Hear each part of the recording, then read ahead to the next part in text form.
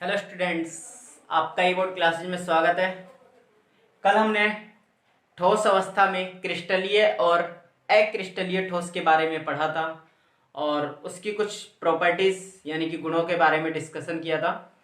आज हम इसी में अपना लेक्चर आगे बढ़ाने जा रहे हैं और आज जो हम इसमें लेक्चर पढ़ने वाले हैं वो है हमारा क्रिस्टलीय ठोसों का वर्गीकरण। क्रिस्टलीय ठोसों का वर्गीकरण। हम जो क्रिस्टलीय ठोसों के वर्गीकरण में पढ़ने वाले हैं वो हम ये पढ़ने वाले हैं कि जो क्रिस्टलीय ठोस होते हैं ये कितने प्रकार के होते हैं। अब क्रिस्टलीय ठोसों का जो हम वर्गीकरण करते हैं हम उसमें उपस्थित पार्टिकल्स के आधार पर करते हैं, अवयवी कणों के आधार पर। नॉर्मली बोले तो क्रिस्टलीय ठोसों का वर्गीकरण हम अवयवी कणों के आधार पर क्रिस्टलीय ठोसों का वर्गीकरण किया जाता है। आगे आप थ्योरी ये लिख लेना, अवयवी कणों के आधार पर क्रिस्टलीय ठोसों का वर्गीकरण निम्न भागों में किया जाता है। अगर हम बात करें तो कितने होंगे, तो टोटल जो इसके टाइप्स होते हैं वो हमारे 4 टाइप होते हैं और उसके अंदर भी कुछ अलग टाइप्स बाहर निकल के आ जाते हैं। तो जो सबसे मेन पहला टाइप होता है वो होता है आयनिक क्रिस्टल। आयनिक क्रिस्टल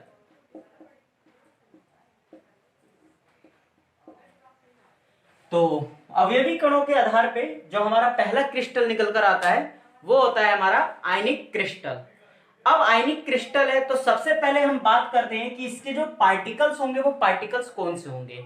तो जो इसमें पार्टिकल्स होंगे सिंपल वो होंगे जिसमें निगेटिव और पॉजिटिव दोनों आयन उपस्थित होंगे, यानी कि वो नॉर्मली क्या हो, धनायन और ऋणायन दोनों आयन उपस्थित हो, उसे हम क्या कहते हैं, आयनिक कण कहते हैं। और ये दोनों कण जो आपस में मिलकर क्रिस्टल बनाएंगे उसी को हम क्या कहते हैं, आयनिक क्रिस्टल कहते हैं।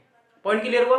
तो इसका जो हमारा उदाहरण हो जाएगा, उदाहरण की बात करें तो पहला आ जाएगा NaCl, क्योंकि अगर आप NaCl को देखोगे तो इसमें क्या आ जाएगा, Na जो हमारा होता है पॉजिटिव होता है, Cl जो हमारा होता है निगेटिव होता है। तो एक पॉजिटिव और एक निगेटिव के मिलने की वजह से जो हमारा पार्टिकल्स बनेगा, जो हमारा सॉलिड बनेगा, उसे हम क्या कहते हैं, आयनिक क्रिस्टल कहते हैं। दूसरा जो हमारा आ जाएगा MgO भी हो सकता है, क्योंकि आपको पता है कि Mg के ऊपर जो आवेश होता है वो +2 होता है और जो O के ऊपर जो आवेश होता है वो -2 होता है। Point clear. इसके बाद ये कौन से बल के द्वारा आपस में जुड़े होते हैं, यानी कि ये जो Na और प्लस और Cl माइनस है ये दोनों किस फोर्स के कारण आपस में जुड़े होते हैं, उस फोर्स को हमें यहाँ पे डिस्कशन करना है। तो जो फोर्स होता है वो होता है स्थिर वैद्युत प्रभाव के कारण ये दोनों क्या होते हैं, आपस में जुड़े हुए होते हैं। इनके बीच में जो फोर्स कार्य करता है वो स्थिर वैद्युत प्रभाव कार्य करता है। Point clear. तो आयनिक क्रिस्टल में हमारा यही है कि पहला क्या होता है कि इसमें जो पार्टिकल्स होते हैं वो एक पॉजिटिव दूसरा निगेटिव होता है। Mg में जैसे अगर हम नॉर्मली देखें तो Mg जो होगा +2, O जो होगा -2, तो ये धनायन और ऋणायन भाग लेते हैं। ये दोनों जिस बल के द्वारा आपस में जुड़े होते हैं उसे हम क्या कहते हैं, स्थिर वैद्युत बल कहते हैं। अब एक सबसे मेन पॉइंट आता है कि मेन पॉइंट ये आता है जो क्वेश्चन है आपके लिए। क्वेश्चन ये है कि आपको ये बताना है कि क्या ठोस अवस्था में आयनिक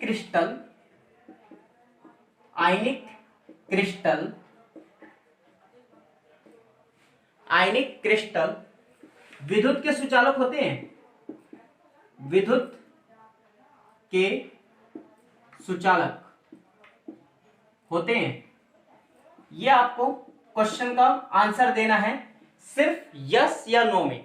मैं आपको कल ये डिस्कस करूंगा, नॉर्मली बता दे रहा हूं। आपको इसमें थोड़ी सी थिंकिंग करनी है कि हमें पता है नमक में से इलेक्ट्रिसिटी यानी कि NaCl में से इलेक्ट्रिसिटी फ्लो हो जाती है, लेकिन क्वेश्चन ये है कि क्या ठोस अवस्था में आयनिक क्रिस्टल विद्युत के सुचालक होते हैं, यानी कि ठोस अवस्था में इसमें से इलेक्ट्रिसिटी फ्लो की जा सकती है? आपको ये हमें आंसर बताना है। ओके, इसके बारे में मैं कल डिस्कस करूंगा, आपको कमेंट बॉक्स में यस या नो लिख के बताना है। तो आई थिंक आपको पहला कॉन्सेप्ट क्लियर हो गया होगा। ओके, दूसरा जो आता है हमारा, दूसरा पॉइंट जो होता है हमारा इसी आधार पे, वो होता है धात्विक क्रिस्टल। धात्विक क्रिस्टल, जो धात्विक क्रिस्टल होता है इसमें अवयवी कण कौन से होंगे? तो कोई भी मेटल जो होगा वो इसमें क्या होगा? उसका कण होगा। तो मेटल कौन कौन सा हो सकता है? तो नॉर्मली अगर बात करें तो आयरन हो जाएगा। आयरन हमारा एक मेटल है, तो इसी के आयरन के जो पार्टिकल्स हैं वो आपस में मिलकर किस प्रकार के क्रिस्टल बनाएंगे? वो धात्विक क्रिस्टल बनाएंगे। अगला हम ले सकते हैं जैसे सोडियम। सोडियम हमारा एक क्या है? मेटल है। सोडियम एक धातु है, क्षार धातु है, तो इसकी वजह से भी क्रिस्टल बनेंगे। हम सिंपल क्या लिख सकते हैं? सिल्वर भी ले सकते हैं जी। तो जितने भी मेटल आपस में मिलके ये क्रिस्टल जो बनाते हैं उसे हम क्या कहते हैं? धात्विक क्रिस्टल कहते हैं। अब धात्विक क्रिस्टल तो इन्हें कहते हैं, फिर इसके बाद ये है कि ये कौन से बल के द्वारा आपस में जुड़े हुए होते हैं? तो ये जिस बॉन्ड के द्वारा आपस में जुड़े होते हैं उसे हम क्या कहते हैं? धात्विक बंध कहते हैं। ये धात्विक बंध के द्वारा आपस में एक दूसरे के साथ जुड़े हुए होते हैं। Point clear? इसके बारे में मुझे ज्यादा डिस्कशन नहीं करना है। इसके बाद अगर हम आगे पॉइंट की बात करें तो पहला यह है कि क्या इलेक्ट्रिसिटी को फ्लो किया जा सकता है इसमें से? इलेक्ट्रिसिटी यानी कि क्या ये विद्युत के सुचालक होते हैं? तो सिंपल है, मेटल है ये, और सभी मेटल जो होते हैं क्या होते हैं? विद्युत के सुचालक। मेटल जो होते हैं वो विद्युत के सुचालक होते हैं। तो यस, क्या ये विद्युत के सुचालक होते हैं। क्लियर है? ये क्या होंगे? हमारे विद्युत के सुचालक होंगे। इलेक्ट्रिसिटी फ्लो की जा सकती है, इसलिए जो भी हमारे बिजली के तार बने होते हैं अंदर, या तो वो कॉपर होता है, अगर आप ज्यादा महंगे में जाना चाहोगे तो सिल्वर की भी बन सकती है। तो किसी भी धातु में से क्या कर सकते हैं? हम इलेक्ट्रिसिटी का फ्लो कर सकते हैं। Point clear? हम अगले पॉइंट पे आते हैं जरा। अगला पॉइंट वेरी वेरी इंपॉर्टेंट है, इसमें आपको क्लास 11th की बेसिक नॉलेज का होना बहुत ज्यादा जरूरी है। अगर आपको क्लास 11th की बेसिक नॉलेज नहीं है तो आपको काफी प्रॉब्लम हो सकती है। तो इसमें क्या आता है हमारा? अगला आता है हमारा सहसंयोजक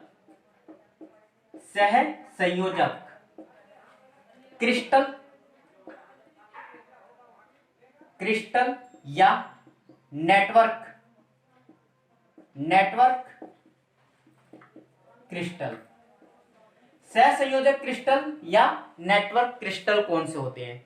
तो सिंपल है कि वे क्रिस्टल जिनमें, या वे, इसमें कौन से पार्टिकल्स भाग लेंगे? तो पहले हम बात कर रहे हैं कि वे कण जिनमें कौन सा बॉन्ड होगा? सहसंयोजक बॉन्ड होगा, कोवैलेंट बॉन्ड होगा। और वे कोवैलेंट वाले जो मॉलिक्यूल्स या पार्टिकल्स मिलकर जो हमारा बॉन्ड बनाएंगे उसे हम क्या कहेंगे? सहसंयोजक क्रिस्टल या नेटवर्क क्रिस्टल कहते हैं। इसका जो उदाहरण हो जाएगा हमारा हो जाएगा डायमंड, यानी कि हीरा जो होगा हमारा सहसंयोजक क्रिस्टल का उदाहरण होगा। क्लास 11th में आपका एक चैप्टर था पी ब्लॉक के एलिमेंट, और वहां पे ग्रुप 14 के तत्व होंगे जिसमें कार्बन परिवार के तत्व होंगे, और कार्बन परिवार के तत्व में वहां पे आपको डायमंड की स्ट्रक्चर उम्मीद करता हूं पढ़ाई गई होगी, फ्लोरेंस की स्ट्रक्चर आपको पढ़ाई गई होगी। लेकिन चूंकि आप लोग, मुझे इतना उम्मीद है कि आपको आता होगा, अगर नहीं आता है तो कृपया क्लास 11 जाएं और वहां पर जाकर डायमंड के बारे में पढ़ें, उसके स्ट्रक्चर के बारे में पढ़ें। मैं थोड़ी सी हेल्प कर दे रहा हूं, पहले मैं बता दे रहा हूं कौन कौन सा होता है। डायमंड होता है, क्वार्ट्ज होता है, इसके बाद जो होती है हमारी यहाँ पे सिलिका होती है। ये सभी के सभी जो होता है इन सभी में जो है सहसंयोजक बॉन्ड पाया जाता है। और ये जब पार्टिकल्स आपस में मिलके जो क्रिस्टल बनाते हैं उसी को हम क्या कहते हैं? सहसंयोजक क्रिस्टल या नेटवर्क क्रिस्टल कहते हैं। जो डायमंड की स्ट्रक्चर होती है, अगर हम उसकी नॉर्मली बात करें तो डायमंड की स्ट्रक्चर कुछ इस टाइप की होती है, कुछ इस टाइप की डायमंड की स्ट्रक्चर होती है। क्योंकि आपको पता है कार्बन की टोटल 4 वैलेंसी होती है, तो 1 2 3 4। फिर हर कार्बन जो है आगे 4 बॉन्ड के साथ जुड़ा होगा, मतलब वो क्या बनाएंगे, एक नेटवर्क बनाते जाएंगे, वो एक नेटवर्क बनाते जाएंगे। देख लो, अब ये वाला भी किसी 4 के साथ जुड़ा होगा, ये भी किसी 4 के साथ जुड़ा हो सकता है। तो ये जो है एक नेटवर्क इसी तरीके से पूरा का पूरा एक जाल बन जाता है, और जाल बनने की वजह से जो इसी वजह से इसे नेटवर्क बोलते हैं, और इनकी वजह से जो क्रिस्टल बनता है उसे हम क्या कहते हैं, सहसंयोजक क्रिस्टल कहते हैं। अब इसमें अगला पॉइंट ये आता है कि जो सहसंयोजक क्रिस्टल हैं इसमें बॉन्ड कौन सा होता है, तो सिंपल है, इसमें जो बॉन्ड होगा हमारा कौन सा होगा, सहसंयोजक बंध होता है। ये भी आप क्लास 11th में कोवैलेंट बॉन्ड के बारे में पढ़कर आए होंगे। इसके बीच में जो बॉन्ड होता है वो हमारा कौन सा बॉन्ड होता है, सहसंयोजक बंध होता है। फिर पॉइंट ये है कि इसमें इलेक्ट्रिसिटी का फ्लो किया जा सकता है, नहीं किया जा सकता है। तो सिंपल आप समझो, डायमंड हीरा है, डायमंड में से हम इलेक्ट्रिसिटी का फ्लो नहीं कर सकते हैं। सिलिका है, सिलिका में से हम इलेक्ट्रिसिटी का फ्लो नहीं कर सकते हैं। तो इसलिए इसमें से इलेक्ट्रिसिटी यानी कि ये विद्युत के सुचालक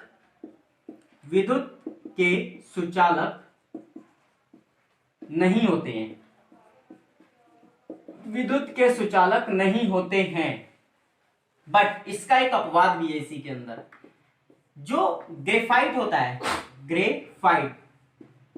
ग्रेफाइट की अगर बात करें तो ग्रेफाइट जो होता है, हमारी जितनी भी सेल होती हैं, जितनी भी हमारी सेल बनाई जाती है, उस सेल में आप जो ब्लैक वाली अंदर जो रॉड देखते हो, या जितने भी इलेक्ट्रोड बनाए जाते हैं उसमें जो ब्लैक वाली ये होती है, उससे हम क्या कहते हैं, ग्रेफाइट कहते हैं। जैसे पेंसिल की तुम नोक देखती हो जिससे लिखते हो, उसे हम क्या कहते हैं, ग्रेफाइट कहते हैं। तो ग्रेफाइट में से चूंकि क्या हो सकता है, इलेक्ट्रिसिटी का, यानी कि ये क्या होता है, ग्रेफाइट जो होता है हमारा विद्युत का सुचालक होता है, इसलिए मैंने इसे ऊपर नहीं लिखवाया, ये विद्युत का सुचालक होता है। तो आपसे पूछ सकता है कि सहसंयोजक क्रिस्टल या नेटवर्क क्रिस्टल में ऐसा कौन सा तत्व है, या ऐसा कौन सा सहसंयोजक तत्व है जिसमें से इलेक्ट्रिसिटी का फ्लो किया जा सकता है। तो ग्रेफाइट में से इलेक्ट्रिसिटी का फ्लो किया जा सकता है, लेकिन ये सब इलेक्ट्रिसिटी का फ्लो नहीं करेंगे। क्लियर हो गया होगा आपको।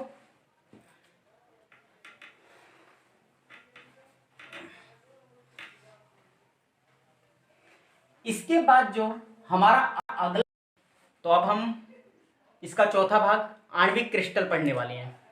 तो हमारा जो इसका चौथा भाग है वो है आणविक क्रिस्टल या आणविक ठोस। आपको नॉर्मली क्लियर हो रहा होगा कि आणविक क्रिस्टल से हमारा मतलब यह है कि यहां पे जो अवयवी कण होंगे वो अणु होंगे, यहां जो हमारे अवयवी कण होंगे वो हमारे मॉलिक्यूल्स यानी कि अणु होंगे, और इन अणुओं की वजह से जो क्रिस्टल बनेगा उसे हम क्या कहते हैं, आणविक क्रिस्टल कहते हैं। इस आणविक क्रिस्टल के भी 3 भाग होते हैं, इस आणविक क्रिस्टल के भी 3 भाग होते हैं। पहला होता है हाइड्रोजन बंधित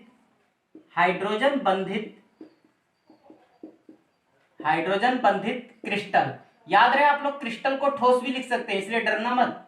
हाइड्रोजन बंधित क्रिस्टल, तो आपको क्लियर हो रहा होगा कि हाइड्रोजन बंधित क्रिस्टल का मतलब यह है कि वे क्रिस्टल वे अणु जिनके बीच में हाइड्रोजन बंध पाया जाता है, जिन पार्टिकल्स के बीच में, जिन अणुओं के बीच में हाइड्रोजन बंध पाया जाता है, और उनकी वजह से जो ठोस बनेगा उसे हम क्या कहते हैं, हाइड्रोजन बंधित ठोस या क्रिस्टल कहते हैं। तो इसका उदाहरण क्या होता है, तो इसका उदाहरण जो होता है हमारा वाटर होता है, इसका उदाहरण हमारा वाटर होता है। Point clear.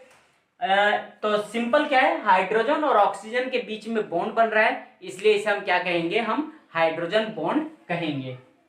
इसके बाद ये है कि इसके बीच में ये कौन से फोर्स की वजह से आपस में जुड़े होंगे, तो उस फोर्स का नाम क्या होगा, हाइड्रोजन बंधी होगा, हाइड्रोजन बंध होगा। हाइड्रोजन बंध की वजह से ये आपस में जुड़े हुए होते हैं।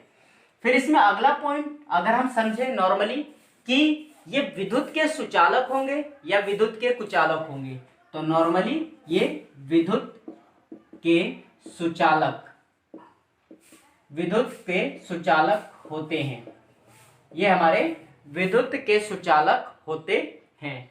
तो सॉरी विद्युत के सुचालक नहीं होते हैं, विद्युत के सुचालक नहीं होते हैं। आणविक क्रिस्टल हमारे विद्युत के सुचालक नहीं होंगे। अगला पॉइंट हमारा आता है हाइड्रोजन बंधित क्रिस्टल के बाद जो अगला आता है हमारा ध्रुवीय क्रिस्टल या ध्रुवीय ठोस। ध्रुवीय क्रिस्टल, तो ध्रुवीय क्रिस्टल कौन से क्रिस्टल होते हैं? और इसके बाद एक तीसरा पॉइंट हमारा होता है अध्रुवीय क्रिस्टल। अध्रुवीय क्रिस्टल, और अध्रुवीय क्रिस्टल कौन सा होता है? तो अगर हम ध्रुवीय क्रिस्टल की बात करें तो यहां पे वे अणु भाग लेंगे, जैसे यहां जो हमारे पार्टिकल्स होंगे SO2 होगा, हमारा HCl होगा, ये जो है हमारे यहाँ पे पार्टिकल्स होते हैं, यानी कि ये वाले अणु हमारे यहाँ पर मिलकर क्या बनाते हैं? ध्रुवीय क्रिस्टल बनाते हैं। पॉइंट क्लियर हुआ? जो ध्रुवीय क्रिस्टल होते हैं इसके बारे में आपको थोड़ा सा बेसिक बता दे रहा हूं। ये पूरा का पूरा जो हमारा आणविक क्रिस्टल का जो पॉइंट लिया गया है, ये पूरा का पूरा आपको क्लास 11th में जाकर केमिकल बॉन्डिंग रासायनिक बंध नाम का एक चैप्टर है, वहां पे आपको हाइड्रोजन बंध मिलेगा, वहीं पे आपके ध्रुवीय सहसंयोजक बंध मिलेगा और वहीं पर आपको अध्रुवीय सहसंयोजक बंध मिलेगा। आई होप तुम्हारे टीचरों ने पढ़ा दिया होगा। तो ध्रुवीय क्रिस्टल या ध्रुवीय ठोस में कौन से अणु भाग लेते हैं? तो असमान अणुओं से मिलकर बने हुए बंध को हम कहते हैं वहां पे ध्रुवीय सहसंयोजक बंध। देख लो S और O अलग अलग है, तो इनकी वजह से जो बॉन्ड बनेगा उसे हम क्या कहते हैं? ध्रुवीय सहसंयोजक बंध कहते हैं।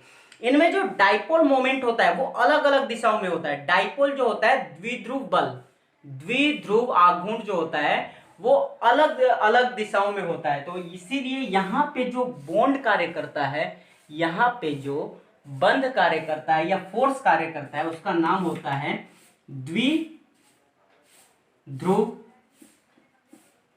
द्विध्रुव द्विध्रुव द्विध्रुव द्विध्रुव अन्योन्य क्रिया, द्विध्रुव द्विध्रुव अन्योन्य क्रिया बल। मैंने आपको बोला कि इनके बीच में जो द्विध्रुव आघूर्ण का मान होता है वो अलग अलग दिशाओं में अलग अलग होता है। इसीलिए यहां जो बॉन्ड कार्य करता है या बल कार्य करता है, फोर्स कार्य करता है, उसका नाम होता है द्विध्रुव द्विध्रुव अन्योन्य क्रिया बल। इंग्लिश में आप लोग याद रखो तो ज्यादा अच्छा होगा, dipole dipole, dipole dipole interaction force, interaction force बोलते हैं इंग्लिश में। तो ये अलग अलग होता है, इसलिए यहाँ पे कौन सा बल कार्य करता है? द्विध्रुव द्विध्रुव अन्योन्य क्रिया बल। फिर से यही है कि क्या ये वाले विद्युत के सुचालक होंगे? तो ये भी विद्युत के सुचालक, शॉर्ट में लिख रहा हूं, विद्युत के सुचालक नहीं होते हैं। पॉइंट क्लियर हुआ? ये वाले क्रिस्टल भी हमारे विद्युत के सुचालक नहीं होंगे। इसके बाद हमारा पॉइंट आता है अगला कि अक्रिस्टलीय अध्रुवीय क्रिस्टल हमारे कौन कौन से होते हैं? तो यहां जो होता है नॉर्मली हमारा जो आयोडीन होता है, आर्गन होता है और CCl4 होता है। CCl4 को हम बोलते हैं कार्बन टेट्रा क्लोराइड हम बोलते हैं। अब इनमें जो डाइपोल मोमेंट होता है, यानी कि द्विध्रुव आघूर्ण का मान जो होता है इनके जस्ट बीच में होता है। इसे ऐसे समझो कि ये I है और ये I है। जब इन दोनों के बीच में बॉन्ड बनेगा, ये I2 जब आपस में क्रिया करेगा और इन दोनों के बीच में जो बॉन्ड बनेगा, वो जो बॉन्ड के में जो इलेक्ट्रॉन पार्टिसिपेट करेंगे वो इन दोनों के ठीक बीच में होंगे, क्योंकि इधर भी I जो है 127 के साथ है, इधर भी I 127 के साथ है, यानी कि दोनों का जो भार है वो बराबर है, इसलिए दोनों के जो इलेक्ट्रॉन होंगे वो ठीक इनके बीच में होंगे। तो इसलिए यहाँ पे द्विध्रुव आघूर्ण का मान जो होगा ठीक इनके बीच में होगा, या लगभग ये बोल दो कि लगभग 0 के बराबर होगा या बहुत ही नगण्य होगा, छोटा मान होगा। इसीलिए इन्हें हम क्या कहते हैं? अध्रुवीय क्रिस्टल कहते हैं। इनकी वजह से जो क्रिस्टल बनेंगे उसे हम अध्रुवीय क्रिस्टल कहते हैं। अब आप समझ रहे हो कि यहाँ पे जो डाइपोल मोमेंट का मान है इनके बीच में कार्य कर रहा है, लेकिन यहाँ पर जो डाइपोल मोमेंट का मान है यानी कि द्विध्रुव द्विध्रुव आघूर्ण का मान है वो इनके ठीक बीच में नहीं है। आप समझ सकते हो, SO2 एक वो यहाँ पे है, एक वो यहाँ पे है, इसके बीच में सपोज करो यहाँ डबल बॉन्ड है, यहाँ भी डबल बॉन्ड है, अभी मैंने बस ऐसे ही बताया है। तो अगर क्या करेंगे, इधर से भी ऑक्सीजन कुछ इलेक्ट्रॉन अपनी तरफ खींचेगा, इधर से भी ऑक्सीजन अपनी तरफ कुछ इलेक्ट्रॉन खींचेगा, और जब दोनों एक दूसरे की तरफ इलेक्ट्रॉन खींचेंगे तो इसकी वजह से क्या होगा, एक तरफ निगेटिव होगा पक्का और दूसरी तरफ पक्का थोड़ा सा पॉजिटिव होगा। तो डाइपोल मोमेंट का मान दोनों तरफ क्या होगा, अलग अलग होगा, लेकिन इनके बीच में, इनमें जो डाइपोल मोमेंट का मान होगा जस्ट इसके बीच में होगा, और इस वजह से ये लगभग यहाँ पे क्या हो जाता है, यहाँ जो बल कार्य करता है, पहले उस बल का नाम बता दे रहा हूं, उस बल का नाम होता है लंदन बल। ब्रिटेन में जो लंदन है उसी का नाम है लंदन बल, यहां पर कार्य करता है। पहले मैंने इतना बताया, थोड़ा सा पॉइंट और बता दे रहा हूं, पहले ये समझ लो, विद्युत के सुचालक ये भी नहीं होंगे, विद्युत के सुचालक नहीं, आगे लिख लेना, होते हैं, नहीं होते हैं। तो अब मैं ये बता रहा था आपको कि जैसे आप समझो कि CCl4 है, तो C में अगर देखो तो यहां C है, यहां भी Cl है, यहां भी Cl है, यहां भी Cl है, यहां भी Cl है, तो यहां जो है ये सब कुछ, ये इसको क्या कर देगा, नेगलेक्ट कर देगा, इसके फोर्स को, ये इसके फोर्स को, तो ये दोनों नेगलेक्ट कर रहे हैं, इस वजह से यहां पे जो है ज्यादा कोई असर नहीं पड़ता, और इसलिए यहां जो बल कार्य करता है उसे हम लंदन बल कहते हैं, और ये भी आप क्लास 11th में पढ़कर आए हैं। तो आई होप आपको ये पूरा का पूरा कॉन्सेप्ट क्लियर हो गया होगा। अगर फिर भी आपको कोई प्रॉब्लम आती है तो मुझे बताएं। मैंने आपको एक क्वेश्चन दिया है, क्वेश्चन ये था कि क्या वो ठोस अवस्था में आयनिक क्रिस्टल, क्या ठोस अवस्था में आयनिक क्रिस्टल विद्युत के सुचालक होते हैं? इसका आपको आंसर बताना है यस और नो में। अगर आप एक्सप्लेन कर सकते हैं तो एक्सप्लेन करके भी कमेंट में जरूर बताएं, मैं कल उस पॉइंट को डिस्कस करूंगा। तो अगर आपको ये वीडियो पसंद आए तो लाइक, सब्सक्राइब एंड शेयर जरूर करें। धन्यवाद।